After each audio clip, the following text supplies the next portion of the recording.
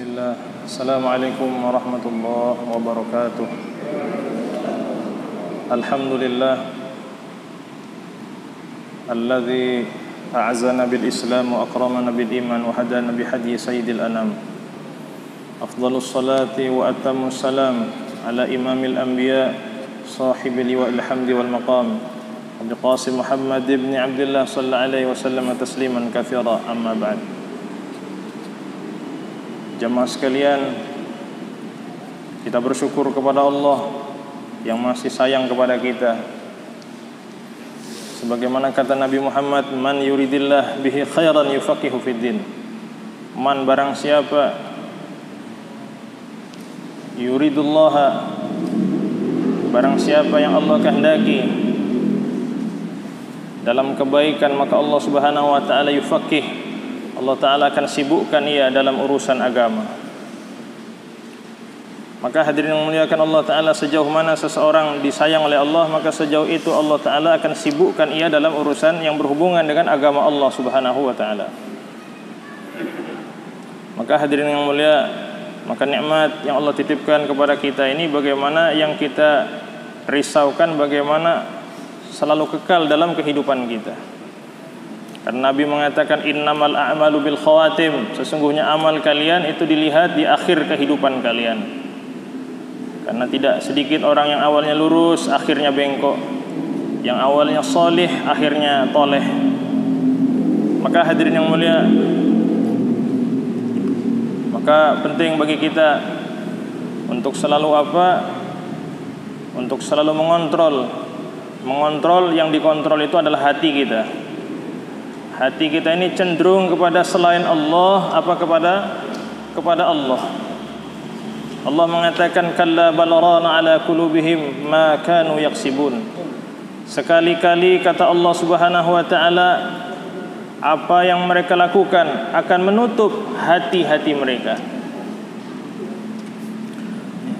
Maka hadirin yang muliakan Allah taala, maka apa-apa yang menyebabkan hati kita ini rusak, apa saja, maka kita perlu berhati-hati. Walaupun kita sudah ahlul Quran, sudah ahlul tahajud, ahlul khair, orang yang suka melakukan kebaikan.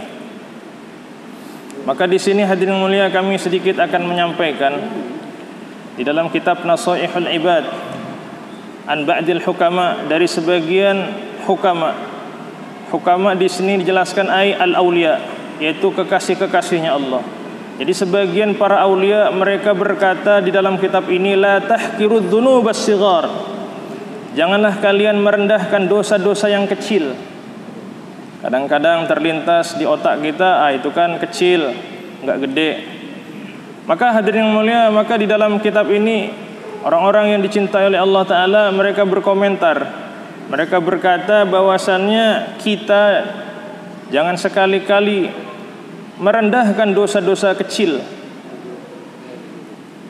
Fa innaha tatasya'abu minha dzunubul kibar. Kenapa hadirin yang mulia? Karena sesungguhnya dosa-dosa kecil itu jika telah terhimpun darinya maka menjadi dosa besar. Bahkan wa aidan rubbama yakunu ghadballahi ta'ala fi tilkas sighar. Bahkan bisa kemungkinan disebabkan dosa tersebut Allah Ta'ala akan murka kepada kita. Maka kami pernah menyampaikan ada perkataan yang disampaikan Ibnu Athaillah radhiyallahu an dalam kitabnya itu, kitab Al-Hikam, bahwasannya ada 3 perkara yang kita tidak boleh remehkan. Yang pertama, yang kedua, yang ketiga apa? Yang pertama adalah jangan kita meremehkan kebaikan. Kenapa? Karena jangan-jangan yang kita remehkan itulah yang akan diterima oleh Allah Subhanahu wa taala. Maka apa saja yang di depan, apa saja kebaikan di depan kita berusaha untuk melakukan yang terbaik. Kenapa? Jangan-jangan itulah yang akan menyebabkan dosa-dosa kita dikafarah oleh Allah Subhanahu wa taala. Jangan-jangan disebabkan kebaikan itu yang menyebabkan akhir hidup kita diistiqomahkan oleh Allah. Jangan-jangan disebabkan kebaikan yang kita buat itu yang menyebabkan kita diakhirkan hidupnya dalam keadaan husnul khatimah.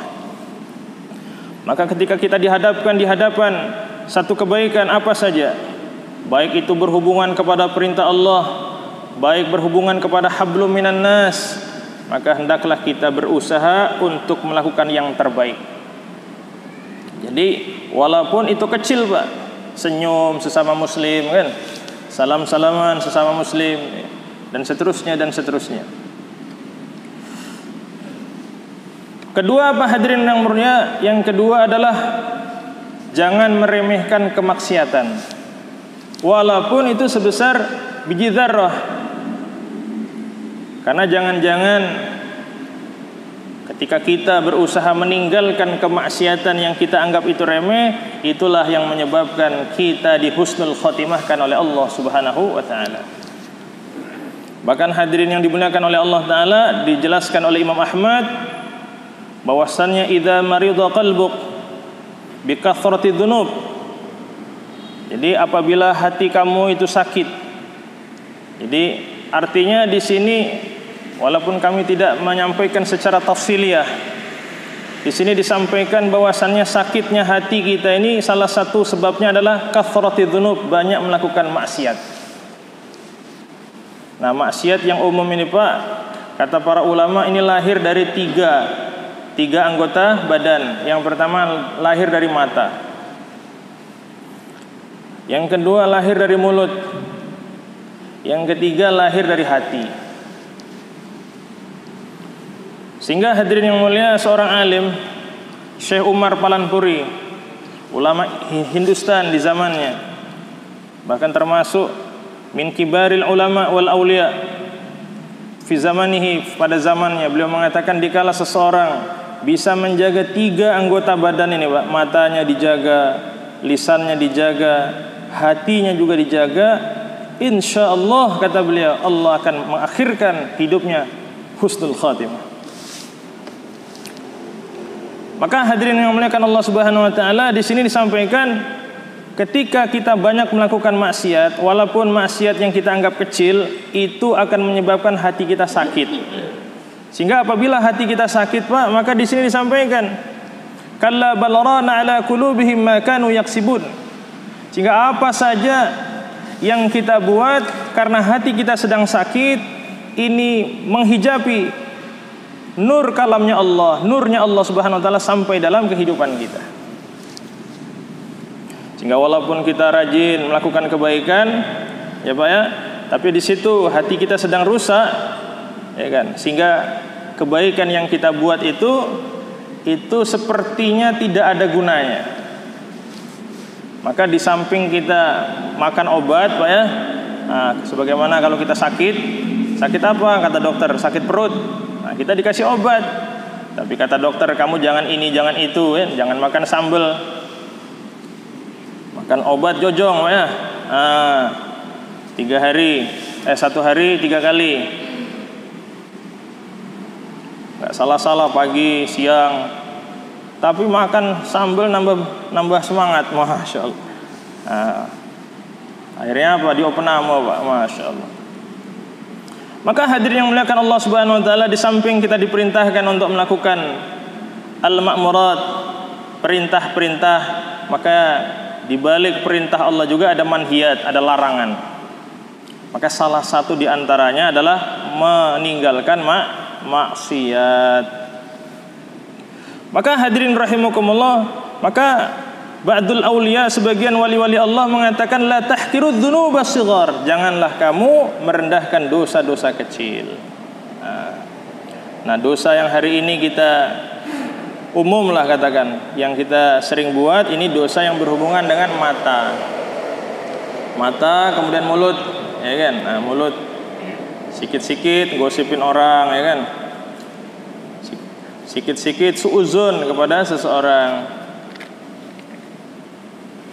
Maka hadirin yang mulia, bahkan ketika kita bisa mengontrol hati kita, dijelaskan oleh Abu Abbas, man raqaballaha ta'ala fi qatarati qalbih asamahu Allahu fi harakati jawarihihi. Jadi Abu Abbas rahimahullah mengatakan, barang siapa raqabah, takut Allah kepada Allah Ta'ala maha luhur, fi qatarati qalbih, dalam getaran hatinya, dalam getaran arah kemana hati ini. Dia takut. Asamahu, maka Allah Ta'ala akan menjaga hu kepadanya fi harakati jawarihi, dalam gerakan anggota badannya. Maka seluruh anggota badan kita, tangan, kaki, kemaluan, telinga, mata, semua ini akan Allah Ta'ala jaga. Dikala apa? Dikala setiap keadaan, baik dikala kita sedang sendirian maupun dalam keadaan di tengah-tengah keramaian, kita selalu mengontrol hati kita. Hati kita ini arahnya sedang kemana. Bahkan kata Nabi Muhammad sallallahu alaihi wasallam, ala wa inna fil jasadi mudghah idza saluhat saluha jasadu kulluh wa idza fasadat fasadal jasadu kulluh ala wa hiyal qalbu. Ala, ketahuilah, wa inna fil jasadi mudghah, sesungguhnya di dalam jasad ada segumpal daging. Idza saluhat, apabila segumpal daging itu baik, saluha jasadu kulluh, maka seluruh jasad akan menjadi baik.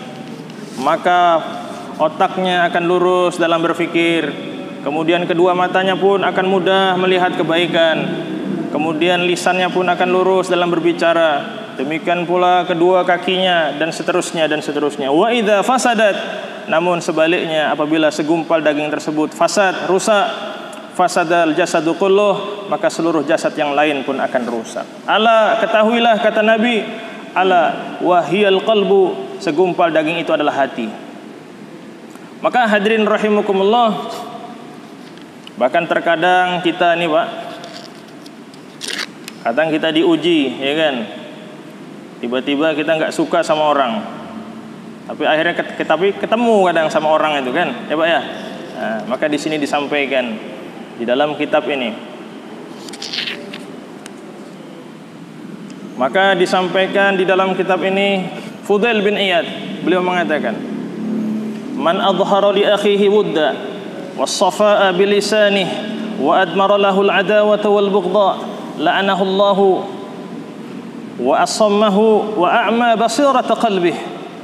Fudail bin Iyad beliau berkata, man, barang siapa, adhara, menampakkan, li akhihi, kepada saudara muslimnya, wudda, kasih sayang, was-safa'a, dan keikhlasan, bilisanihi, dengan lisannya, wa admaro, namun ia menyembunyikan, lahu, untuk saudara muslim tersebut, al-adawah, permusuhan, wal bughdha, dan kebencian, la'anahu, maka Allah Ta'ala pasti akan melaknat dia, wa asammahu wa a'ma basirata qalbih, bahkan Allah Ta'ala akan membuat buta, demikian pula tuli basirah hatinya. Artinya apa hadirin mulia? Baik zahir maupun batin, bagaimana kita tetap wudda was-safa, berusaha mengedepankan kasih sayang, mengedepankan keikhlasan, bukan hanya zahirnya saja, bahkan madmurnya juga, bahkan juga apa? Hati kita juga berusaha untuk apa? Sesuai dengan zahir. Sehingga hadirin mulia, ketika zahirnya bagus, tetapi admarnya kita ini, ya kan, yang kita sembunyikan ini adalah permusuhan, wal bughdha, rasa marah, maka apa kata beliau Fudail bin Iyad? La'anahullah, maka Allah Ta'ala akan melaknat orang tersebut. Wa asammahu, dan Allah Ta'ala akan membuat ia tuli. Wa a'ma, dan Allah Ta'ala akan membuat buta basirah qalbih, yaitu basirah hatinya. Maka hadirin Allah Subhanahu wa Ta'ala, maka asas daripada langkah-langkah kita ini adalah apa? Adalah hati. Sebagaimana tadi disampaikan, kalla bal rana ala qulubihim ma kanu yaksibun. Maka hadirin Allah Subhanahu wa Ta'ala kembali berbicara mengenai maridul qalbi, yaitu hati yang berpenyakitan. Yaitu asasnya munculnya penyakit dijelaskan dalam kitab ini adalah dua. Yaitu ini perkataan Imam Ahmad, idza maridu qalbuk bihubbid dunya wa kathrati dzunub fadawihi bizuhdi fiha wa tarki dzunub. Imam Ahmad mengatakan, apabila hati kamu sakit disebabkan cintanya kepada dunia dan banyaknya melakukan dosa, maka obatilah ia, maksudnya penyakit itu, bizuhdi fiha, dengan hidup zuhud di dunia, wa tarki dzunub, dan meninggalkan maksiat. Maka hadirin Allah Subhanahu wa taala dijelaskan di dalam kitab ini, ruya diriwayatkan, anna rajulan, sesungguhnya ada seorang lelaki, min Bani Israel, dari kaum Bani Israel, kharaja, keluar, ila talabil ilmi, untuk mendapatkan ilmu agama. Fabalagha dzalika nabiyah, maka kabar tersebut telah sampai kepada nabi-nabi mereka, pada nabi mereka alaihi salam. Faba'atha ilaihi fa'atah, kemudian nabinya telah mengutus seseorang kepadanya, fa'atahu, kemudian ia mendatangi nabinya alaihi salam. Faqala alaihi salam, nabi tersebut kepada lelaki itu, ya fata, wahai pemuda, ini a'idzuka, sesungguhnya aku akan memberikan mau'izah atau nasihat kepada kamu, bithalathi khisalin, dengan 3 perkara, fiha, di dalam nasihat tersebut, ilmul awwalin, di dalam nasihat-nasihat itu ada ilmunya orang-orang dahulu, wal akhirin, dan juga ada ilmunya orang-orang yang akan datang. Ay yakfika dzalik, maka akan mencukupi kamu. Yang pertama apa, hadirin yang mulia? Yang pertama, khifillah fi sirri wal alaniyah, takutlah kepada Allah Subhanahu wa ta'ala dikala kamu sendirian dan dikala kamu di tengah-tengah keramaian. Karena kadang-kadang kita ini takutnya kepada Allah dikala rame, ketika nggak ada orang kita maksiat. Maka hadirin yang mulia, kenapa? Karena Allah mengatakan ya'lamul kha'inatal ayun, dialah Allah yang mengenal, yang mengetahui mata yang berkhianat, wa ma tukhfis sudur, dan apa yang disembunyikan di dalam hati. Bahkan apa yang tersirat di dalam hati kita ini, Pak, pada hari kiamat akan dipertanggungjawabkan di hadapan Allah. Apa dalilnya? Wa in tubdu ma fi anfusikum aw tukhfu yuhasibukum bihillah. Wa in tubdu, jika kamu tubdu, bada, menampakkan, au tukhfu, ataupun menutup-nutupi, ma fi anfusikum, apa yang ada di hati kamu, yuhasibukum, sungguh semua itu pasti aku akan hisab, sungguh pasti aku akan tanya nanti pada hari kiamat. Makanya walaupun ada di dalam hati harus lurus, apalagi yang sudah tersirat, Pak, ya, paham ya? Makanya jadi orang baik ini susah, Pak, masya Allah. Jadi ketika kita berbicara mengenai bab ini, kayaknya surga itu nggak layak untuk saya, masya Allah.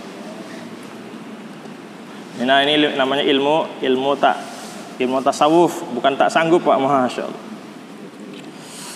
Maka hadirin Allah Subhanahu wa taala, sehingga dikala ayat itu datang, wa in tubdu itu, maka sahabat-sahabat telah berdatangan kepada Rasul. Bahkan di dalam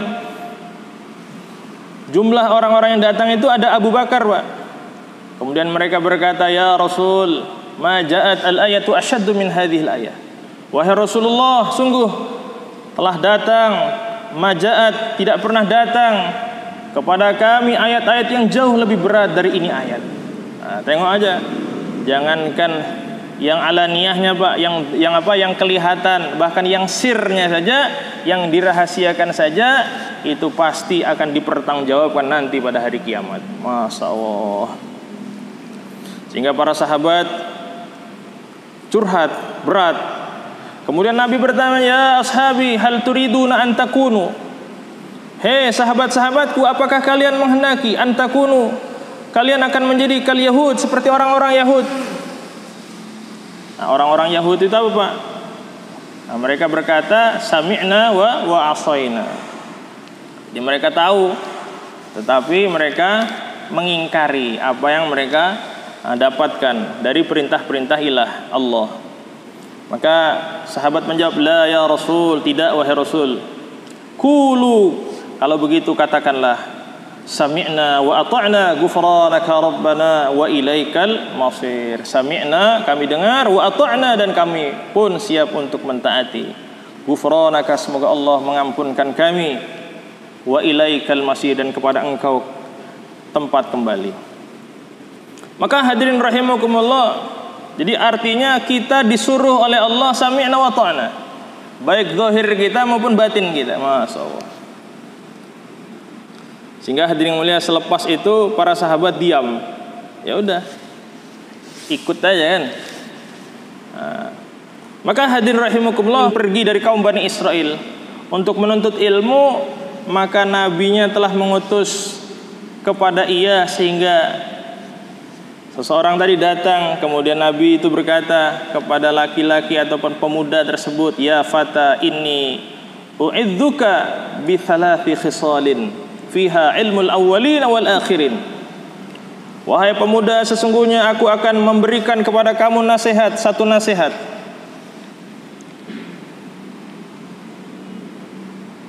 dengan 3 perkara yang di dalamnya terdapat ilmu orang-orang dulu dan ilmu orang-orang yang akan datang.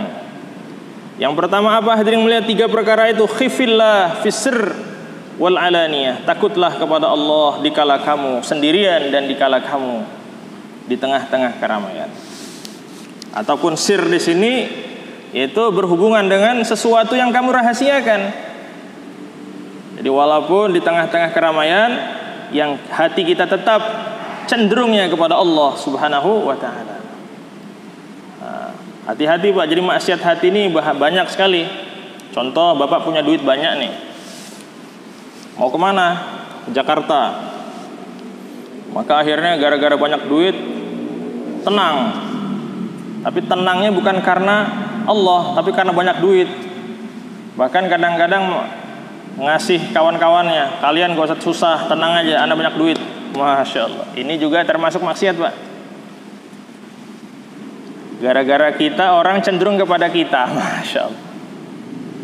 Maka tetap kita bilang, Masya Allah kawan-kawan, kita ini dalam perjalanan, baik sedang, akan, bahkan sebelumnya, tetap semua berhajat kepada Allah.